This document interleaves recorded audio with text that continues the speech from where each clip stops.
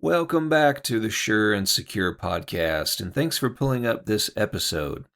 Well, a major part of being confident in our Christian faith is being confident that the commands of Scripture really are morally good. If the Bible commands us to do something that's morally evil, or if it even permits us to do something that's morally evil, that would be a major problem. That should shake our confidence in our faith. Well, along this line, critics sometimes attack the Bible by claiming that it permits slavery, or that it doesn't just permit slavery, but that it even contains commandments about how to handle your slaves and how to deal with them and how to buy them and sell them. So how about it? Does the Bible condone slavery? We'll start to consider that question on today's episode of the podcast.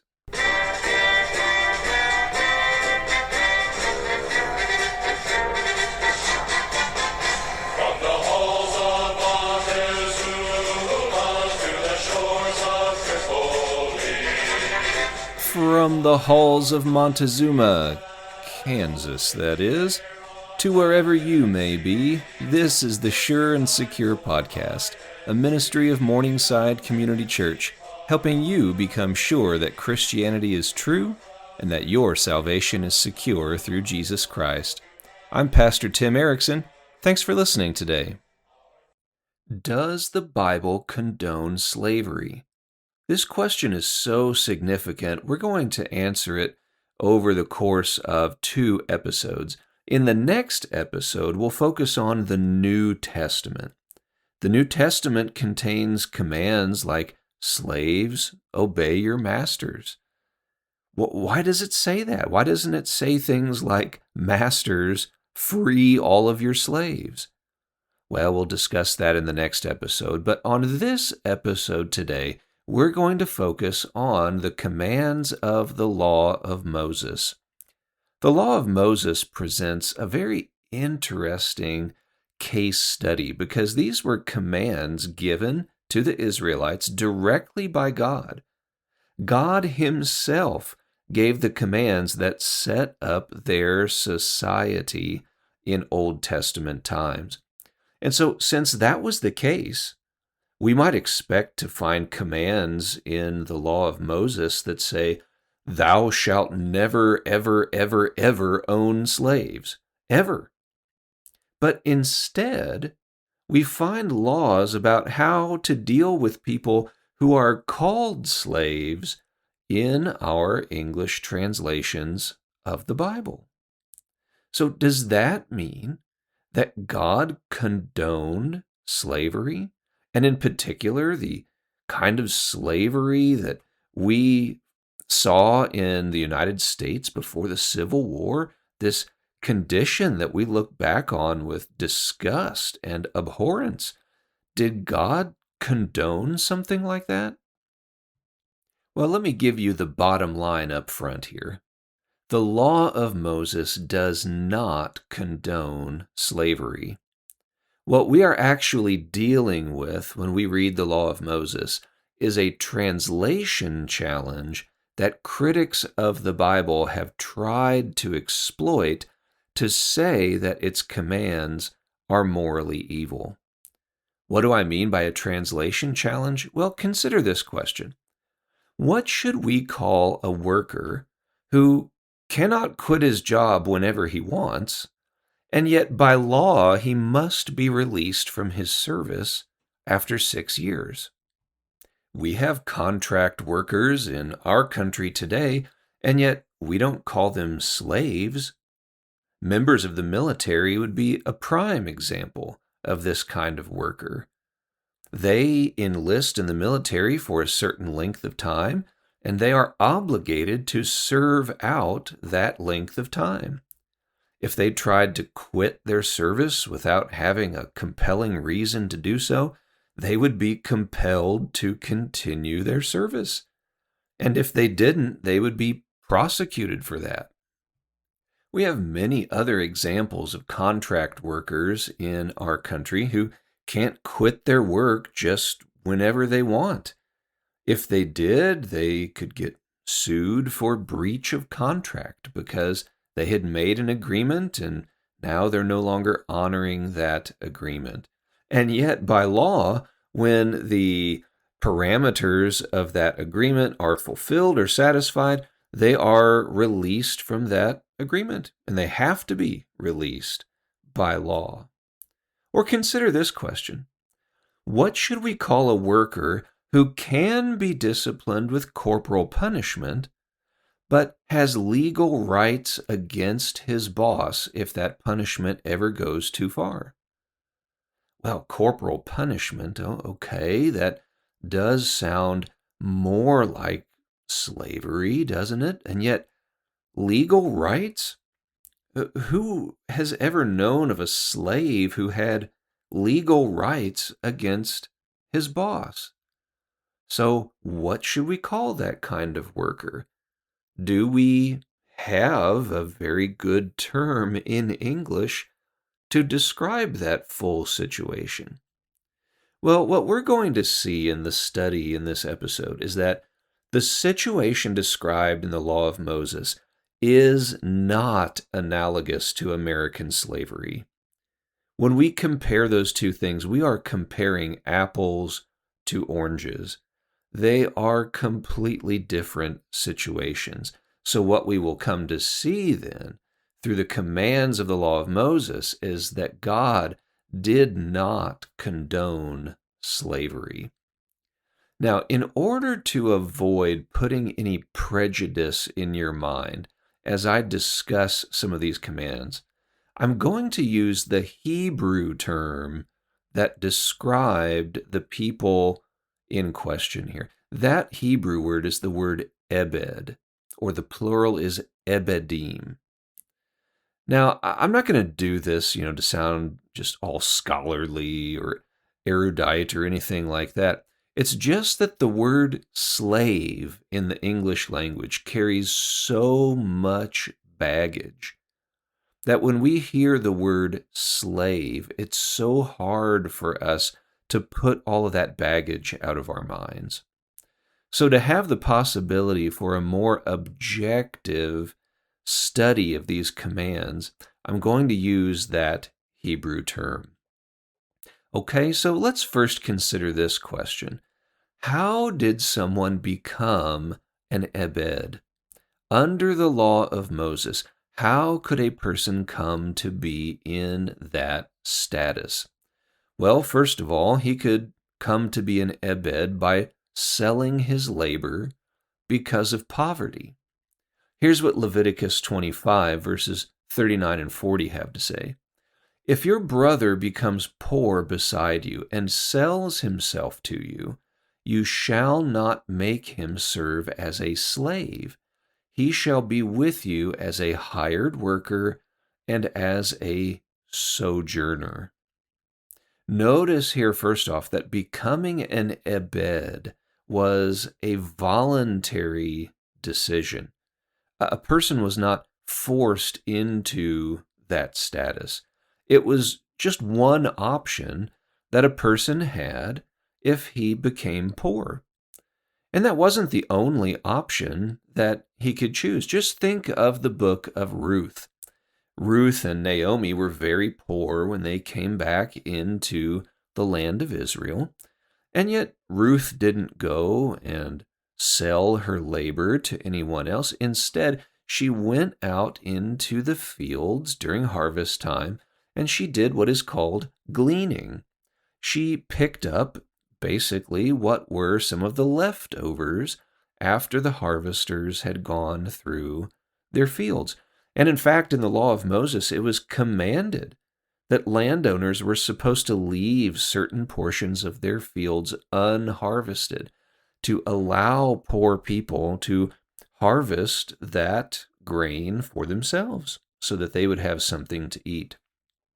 So if someone became poor in the land of Israel, he had that option. He could go gleaning in the fields. But he also had this option to become an ebed, to sell his labor to someone else. Now, notice in those verses there the contrast between a slave and a hired worker.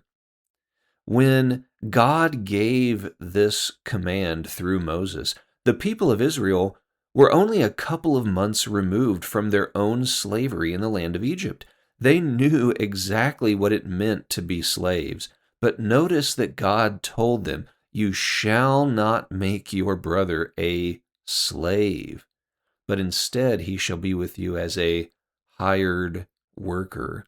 The people would have understood this distinction very well, and they would have known that an Ebed continued to have certain legal rights, even though he now had sold his labor to someone else. We also see in the law of Moses that a person was not to become an Ebed as a result of kidnapping.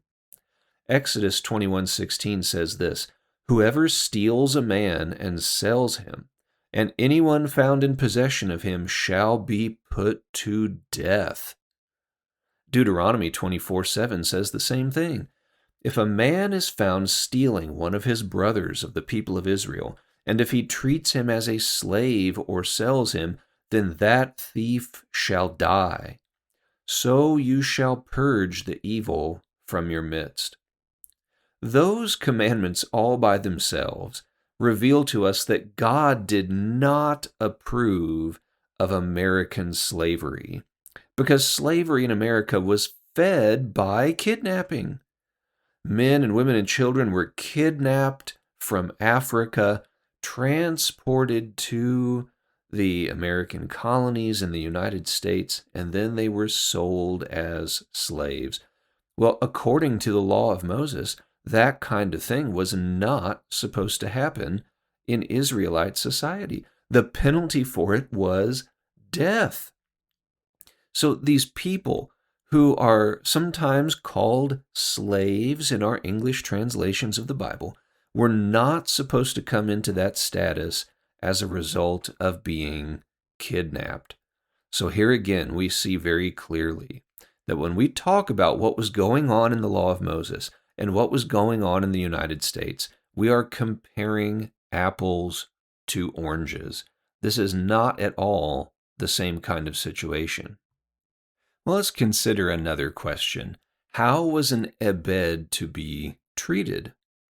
When a person came to be in that situation, how was he then to be treated by the person he was serving? Well, we see in the commands that he was not to be treated ruthlessly, but as a human being who belonged to God. Here's what Leviticus 25:42 and 43 has to say. "For they are my servants," this is God speaking, "they are my servants, whom I brought out of the land of Egypt. They shall not be sold as slaves. You shall not rule over him ruthlessly, but shall fear your God." So much of the behavior that was accepted and practiced under American slavery would simply be ruled out by that commandment right there alone. Here's another thing we notice. If an Ebed was killed by his master, his death was to be avenged according to the law. Exodus 21:20 says this, "When a man strikes his slave, male or female, with a rod, and the slave dies under his hand, he shall be avenged." Wow, notice that. The master did not have complete authority over the life of the Ebed. If his discipline resulted in the death of the Ebed, that person's death was to be avenged. It's also worth noting here as we begin to see some commands that talk about corporal punishment. Corporal punishment was a potential consequence for anyone in Israelite society.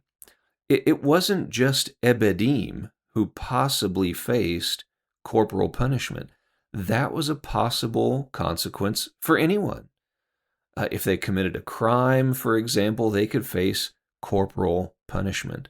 So in that society, an ebed was not subjected to punishments that other people in society would never possibly receive. So that's an interesting thing to note right there. Here is another aspect of how ebedim were to be treated. If an ebed was maimed while suffering punishment, he was to be released. Exodus 21, 26, and 27 say this: When a man strikes the eye of his slave, male or female, and destroys it, he shall let the slave go free because of his eye. If he knocks out the tooth of his slave, male or female, he shall let the slave go free because of his tooth. So notice that the ebed had legal rights if punishment went too far. Now, in those verses, of course, the idea is surely that any lasting injury would give reason for the ebed to go free. Surely God wasn't saying, just be careful around the eyes and the teeth, but otherwise, any other part of the body, just have at it. No, clearly the spirit of that command was that if any lasting injury was caused, then the ebed was to be released from his service. Now notice what kind of a deterrent that would have been against excessive punishment. A master would have had every reason to restrain himself if he was using corporal punishment on one of his servants.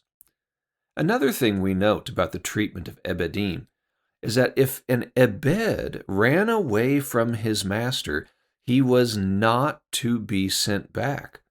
Notice what Deuteronomy 23, 15 and 16 have to say. You shall not give up to his master a slave who has escaped from his master to you.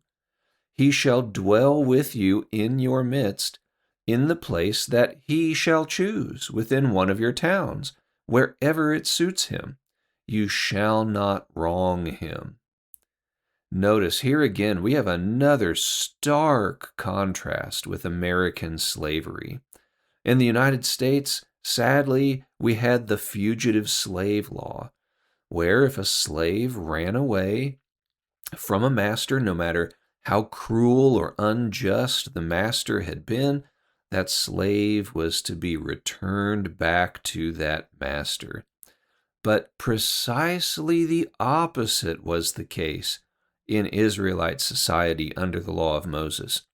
If a master was being unjust or unreasonable or evil, and the ebed escaped from him, he was not to be sent back to that master.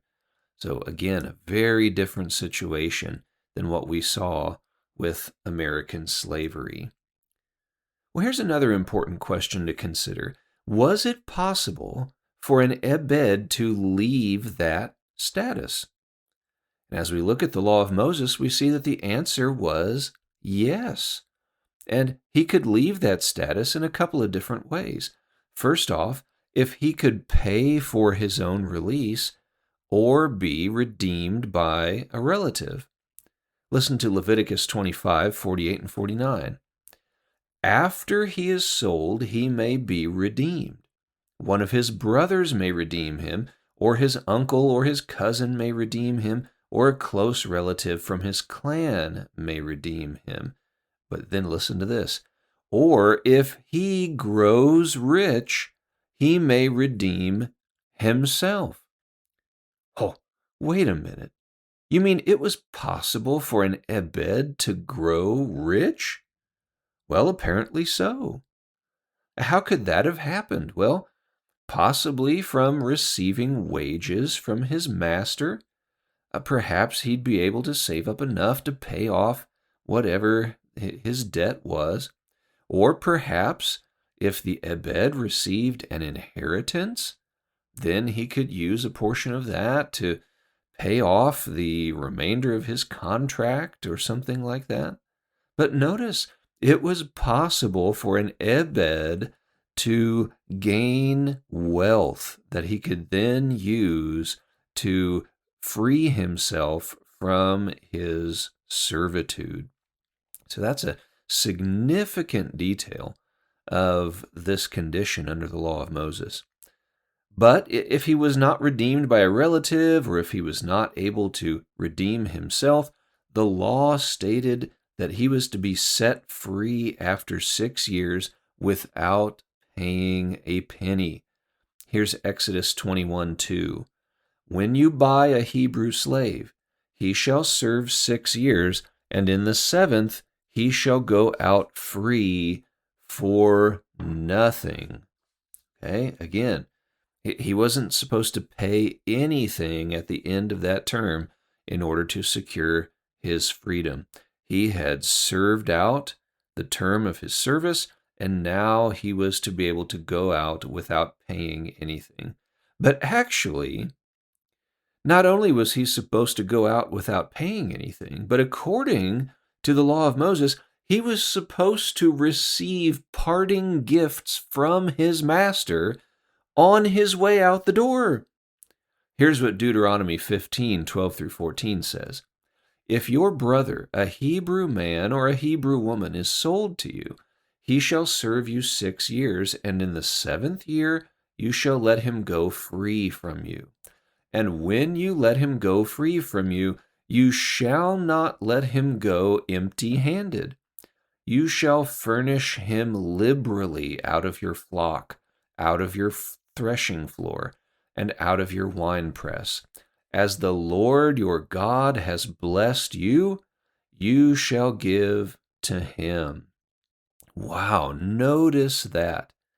The Ebed was supposed to receive a portion of whatever wealth his labor had helped to create.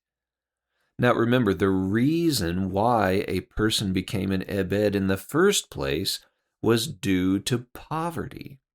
So these parting gifts would help a person get back on his feet when he was now coming into a different status in society. He had been a servant for 6 years. Now he was again on his own 2 feet, where his master no longer had any responsibility to care for him or provide anything for him. These parting gifts would help him to get established in society once again. That is a fascinating observation. Not only was he supposed to go out without paying a penny to his master was supposed to give him a payment of sorts.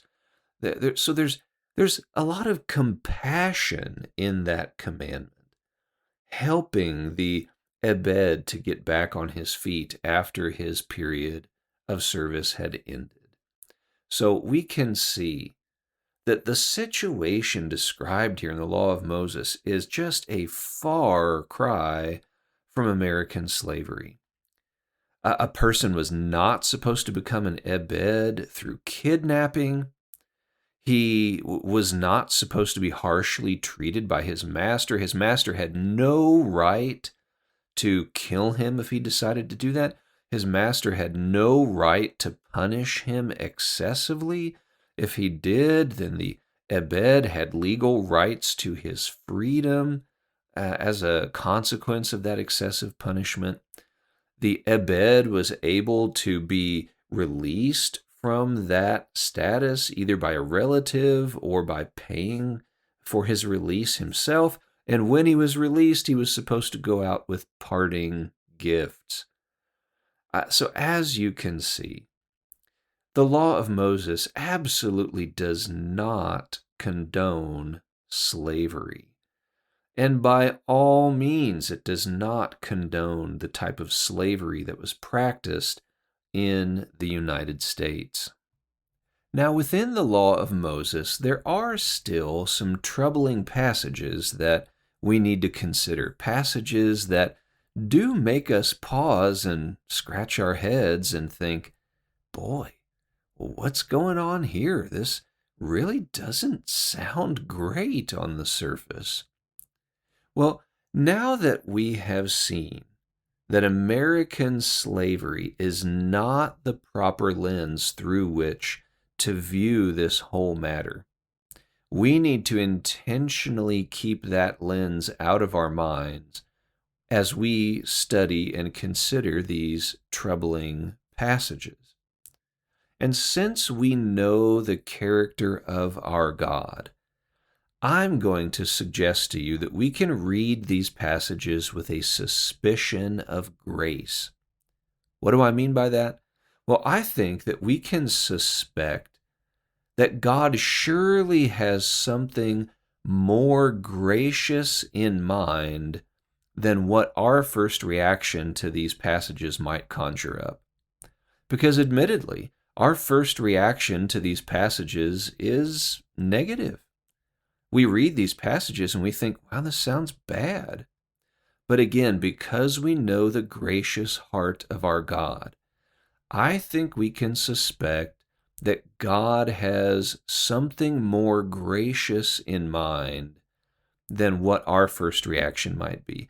And if we will pause and think about the full range of possibilities, I think we can see some more gracious possibilities that might lie behind these commands.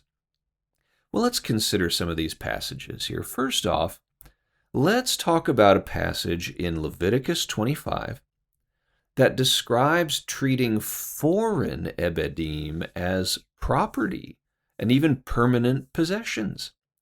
So here's the passage in question, Leviticus 25, verses 44 through 46. It says this: "As for your male and female slaves whom you may have, you may buy male and female slaves from among the nations that are around you.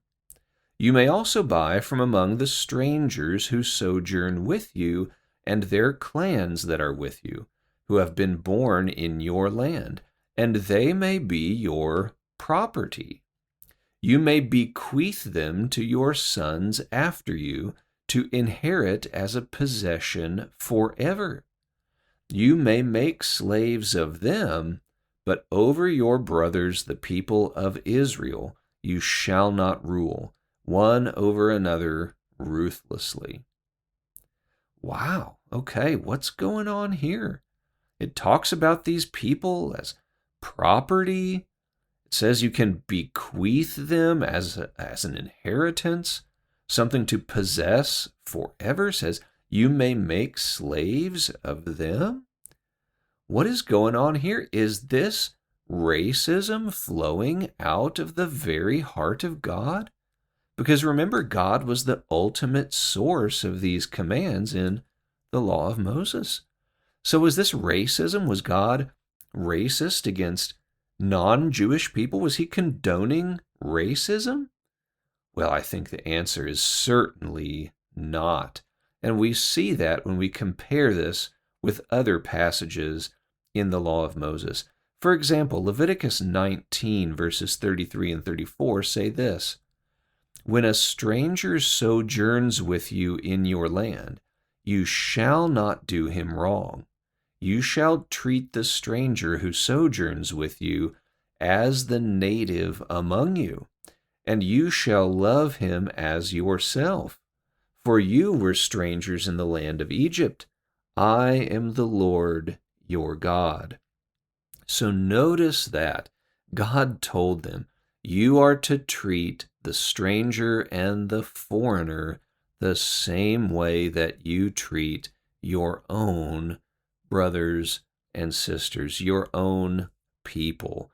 God did not condone racism for the children of Israel. But nevertheless, why was there this difference here? Because clearly there is a difference in the way that the Israelites were to handle foreign ebedim versus Hebrew ebedim. Why were they allowed to pass these ebedim down as an inheritance to their children rather than releasing them after 6 years, as they were supposed to do with Hebrew ebedim. Well, notice a couple things here. First, in this passage, notice the permissive language. How God repeatedly said, you may do this and you may do that. For example, you may buy male and female slaves from among the nations that are around you. Again, here, we are not envisioning forced servitude of these foreigners in the land of Israel. Again, Leviticus 19 commanded the people to do the same to the strangers and the foreigners as they did to their fellow Hebrews. So that would mean the people had no right to force foreigners into servitude. This, again, was a voluntary condition that people could enter. And again, notice the permissive language throughout this passage. You may bequeath them to your sons after you. God isn't saying you have to do this. He is saying it is permitted for you to do this. But even still, we have this question. Well, why did God permit that? Why weren't the foreign ebedim required to be released after 6 years, just like the Hebrew ebedim? Well, here is a crucial difference in the society of Israel at that time, and it lies in property rights. Foreigners in the land of Israel had no native property rights. They had no legal pathway to buying land, and certainly not to owning land on a permanent basis.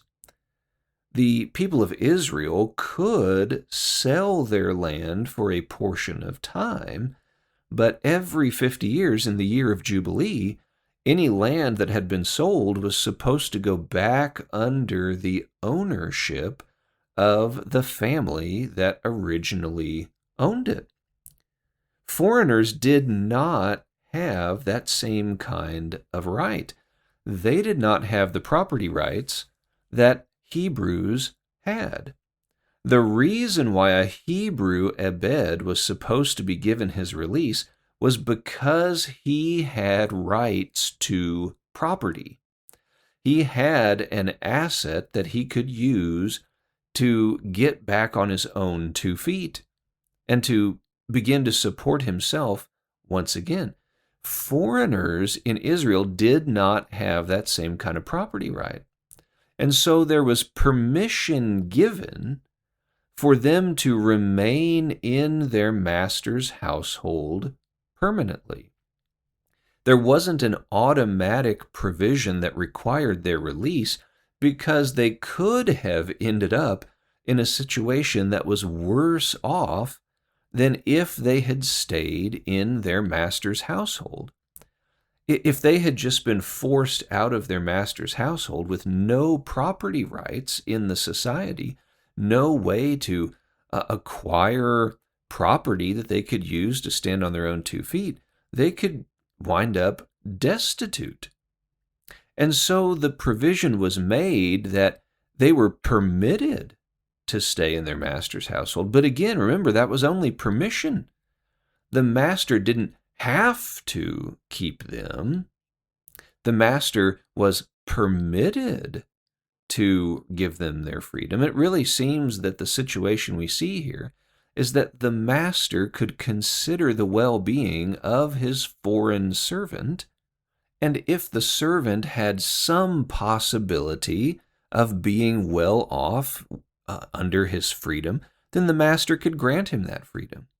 But if the likelihood was that the servant was going to become destitute, the master then had the permission to keep him on as a servant.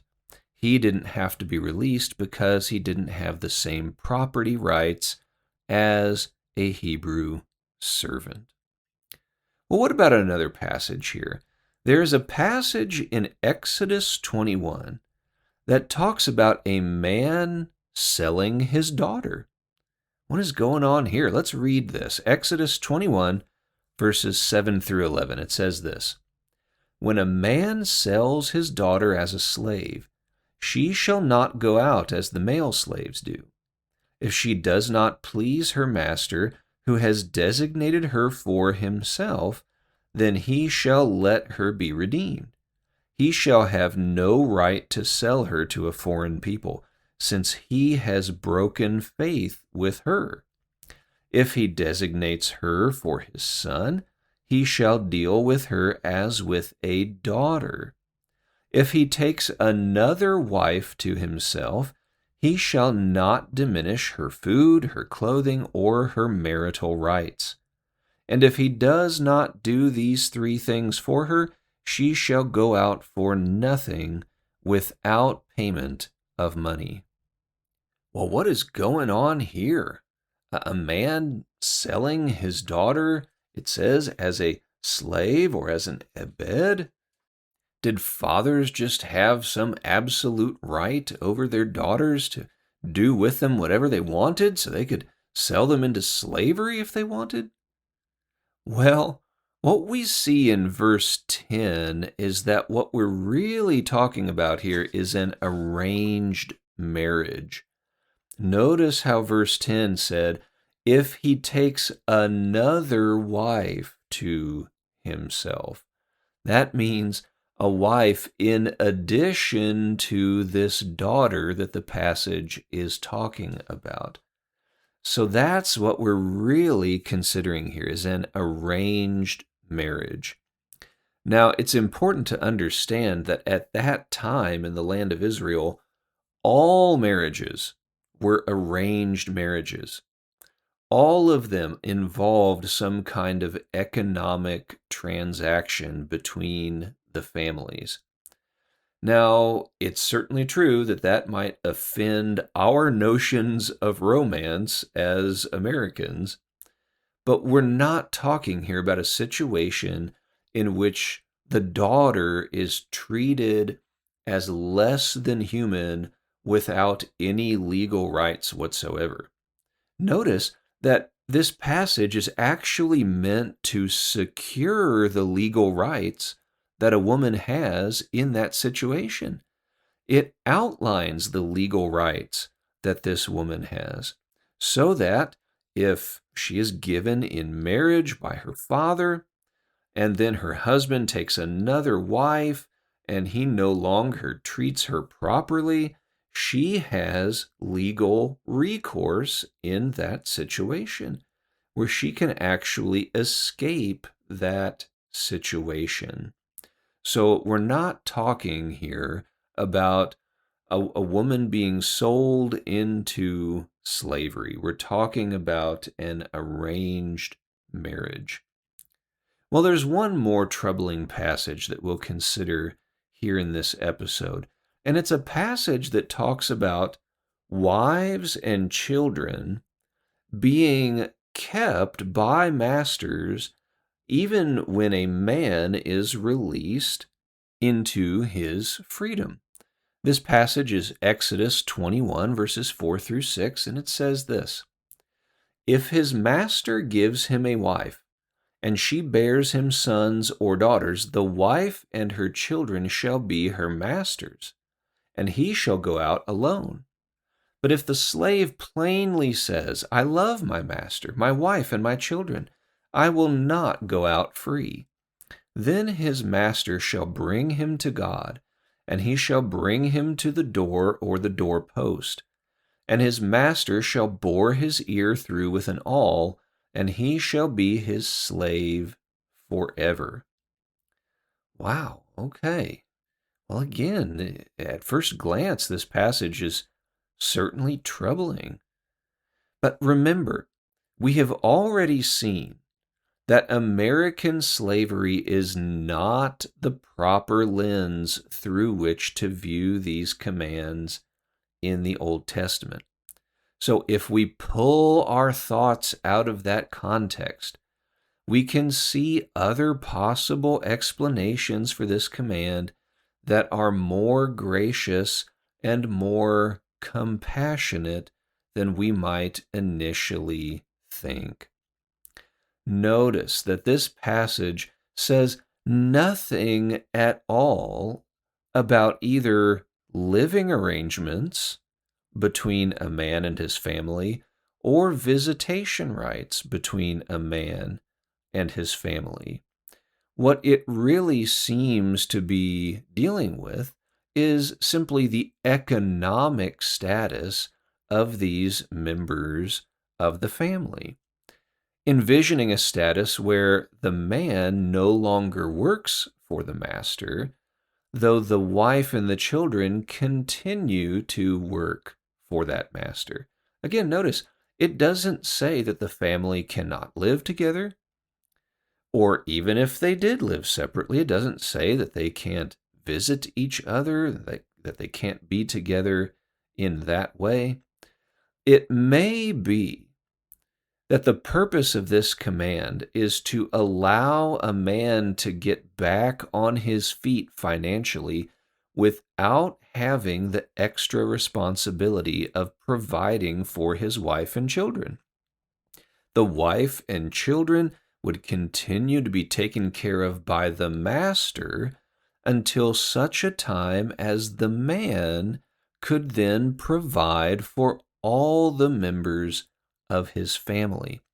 Again, remember, the reason why a person might choose to become an ebed was because of poverty.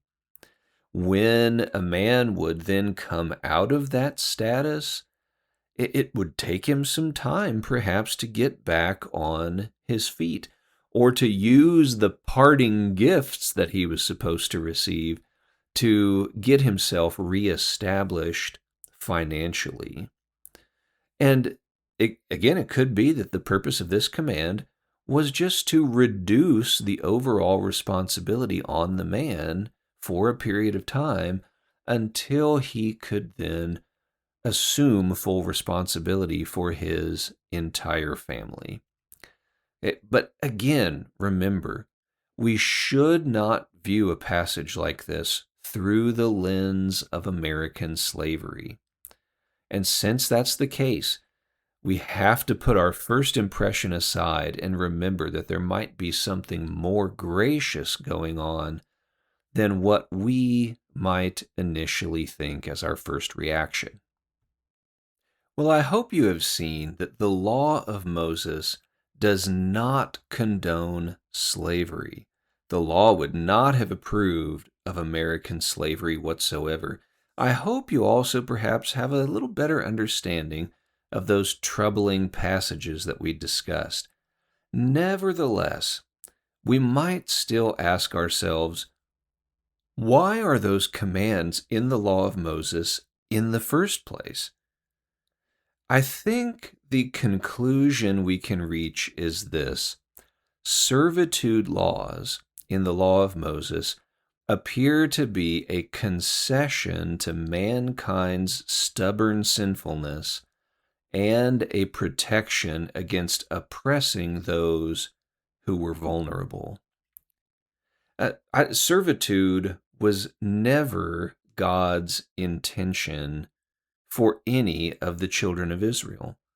In Deuteronomy 15, verses 4 and 5, God said this to them: "There will be no poor among you, for the Lord will bless you in the land that the Lord your God is giving you for an inheritance to possess, if only you will strictly obey the voice of the Lord your God, being careful to do all this commandment that I command you today."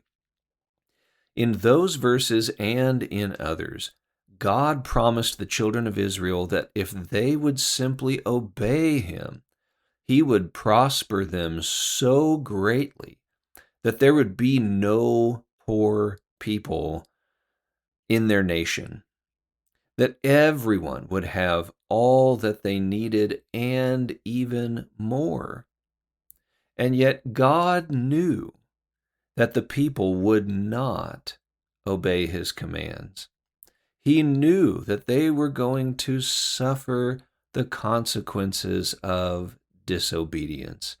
And God knew that one potential consequence of their sinfulness was that they might begin to oppress each other and take advantage of each other.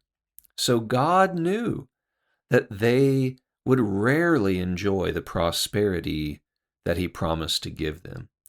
And so, just a few verses later in Deuteronomy 15, he said this to them: "There will never cease to be poor in the land. Therefore I command you, you shall open wide your hand to your brother, to the needy, and to the poor in your land." God's first commandment to them was generosity. Plan A for dealing with neediness among his people was generosity from those who had all that they needed plus extra that they could share. But as a safeguard against oppression of the vulnerable, God gave these servitude laws in order to secure the rights of those who might find themselves selling their labor to someone else. But again, that was not God's original intention for his people. It's exactly like the situation concerning divorce. You might remember in Matthew 19, when the Pharisees asked Jesus why in the law of Moses God permitted the people to give a certificate of divorce to their wives, what did Jesus say? It was because of the hard-heartedness of the people that God allowed that. Divorce was not God's intention for them. Marriage was supposed to be permanent. And yet God knew that because of their sinfulness, divorce would be a reality among them. So he created a law that secured the rights of the woman in particular who may have been subjected to a divorce by her husband. With these servitude laws, we see the same thing. They are there because of the hard-heartedness of mankind. They are there as a protection against the vulnerable, not as Plan A. Plan A was that each person among the Israelites would have his own property and that he would have all he needed from that property. But because of sinfulness, God knew it wouldn't be that way. He then wanted to protect those who were vulnerable, and so he gave these servitude laws. I hope that helps you see all of this in an important context and helps you see how even these servitude laws are coming from the heart of a gracious God who cares about people and loves people. Well, if you'd like to study more on this subject, if this episode has perhaps just scratched the surface of your interest in this subject, I'll recommend a couple resources to you, and I'll put these in the show notes as well, just in case you don't have a chance to write them down right now.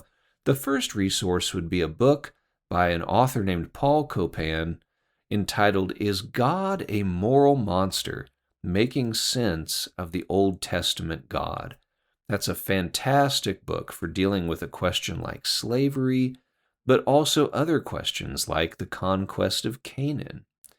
Well, what was going on there when God commanded the children of Israel to show no mercy to these inhabitants of the land of Canaan? So that book is an excellent resource. I will also point you to a lecture that was recorded and put on YouTube from Peter Williams entitled, "Does the Bible Support Slavery?" That lecture was in large part the inspiration for the way that I organized my material for this episode and also for the next episode. And I hope that if you enjoyed this episode, you'll like this podcast, you'll subscribe to it so that you won't miss that episode or any others. And if you enjoyed this episode and benefited from it, won't you share it with someone else who might have the same kind of benefit from it? Well, as always, let me thank you for listening to this episode and for giving me the opportunity to teach you something to the glory of God. As you seek to serve Him, I pray that He will bless your efforts to do just that, and that you will find joy in Him each and every day as you live for His glory. Thanks again for listening.